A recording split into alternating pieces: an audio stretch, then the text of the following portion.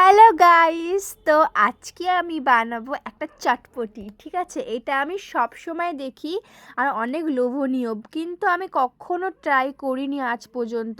ভাবছিলাম কীরকম হবে না হবে, ওই জন্য বেশি নিইনি, নাহলে বেশি করেই করতাম। তো এই টমেটোটা না এত কিউট, আমার কাটতেই ইচ্ছা করছিল না। এবার সব কিছু ধোয়ার পরে আমি জলটা তাকে কিরমভাবে ফেললাম, যাই হোক।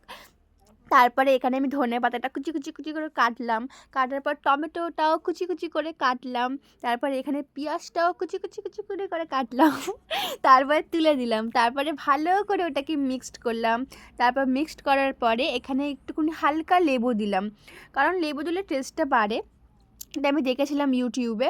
তো যাই হোক, তো এখানে এই লেসটা আমার খুবই ফেভারেট, আমার খুবই ভালো লাগে। তো এটা আমি দুটো নিয়েছিলাম। তো প্রথমবারটা দিয়ে দিলাম, আবার সেকেন্ড বারটাও দিয়ে দিলাম। তারপরে এখানে অ্যাড করলাম আমার কুরকুরে, মানে যেগুলো আমার ফেভারেট সেইগুলোই আমি নিয়ে এসেছিলাম দোকান থেকে। তো কুরকুরেটা একটু ভেঙে দিলাম, যেহেতু অনেকটা বড় বড় ছিল।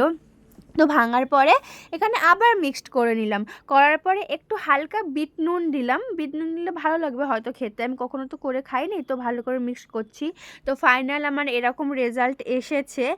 আর একটু হলে ভালো হতো। তো এখানে তোমরা দেখতেই পাচ্ছ আমি একটু ট্রাই করছি, আর আমি যেভাবে খাচ্ছি তোমরা দেখে হয়তো বুঝতেই পারছো ভালোই লাগছে।